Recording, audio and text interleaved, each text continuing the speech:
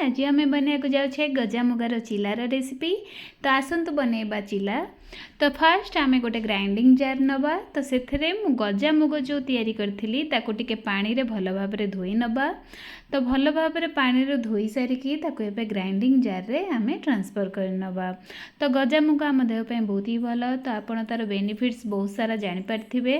तो ये बहुत सारा प्रोटीन अच्छी, बहुत सारा आहरी अलग विटामिन मिनरल्स सब अच्छी। तो आप चेक करने।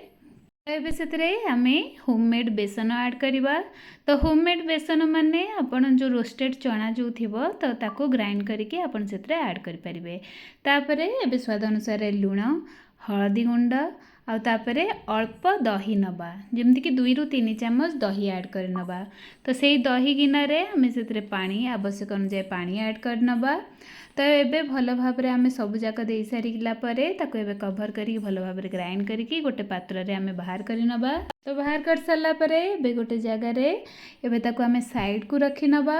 आउ गोटे चपर आणिकी आम भेजिटेबल गुड़ा चॉप कर नवा। तो जमती कि पियाज आउ बीटरूट, धनिया पत्र। तो मुझे स्टेम सह नहीं आपन चाहिए खाली पत्र नहीं पारे।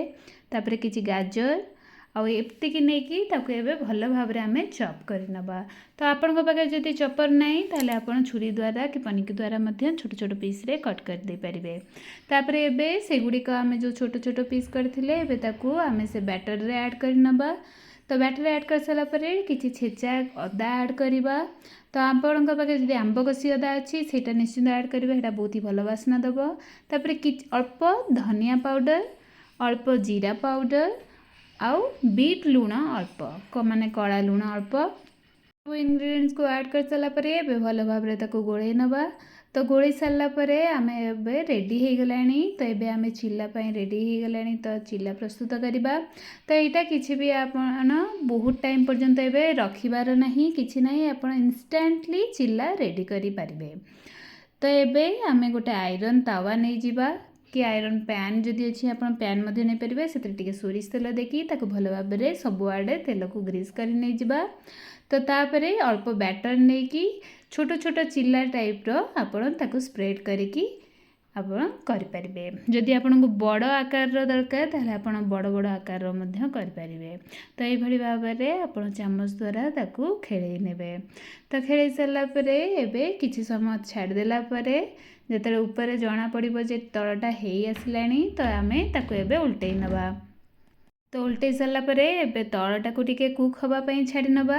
तो यहाँ झटपट रेडी होगी तैयारी जाए, ये बहुत टाइम लगी न थाए। तो देखिपे पूरा रेडी हो गलानी। एबे ताको हम बाहर कर नवा और बाकी बैटर गुड़ाक सब कर नवा। तो देखिपे केते स्मूथ मुलायम चिल्ला होगी रेडी हो जाइए। तो यहाँ देहपाई बहुत ही भल आ बहुत सुंदर हेल्दी रेसिपी। तो निश्चिंत ट्राए करूँ। मत कमेंट बॉक्स रे जणातु आपन चिल्लार रेसिपी केमती लगिला।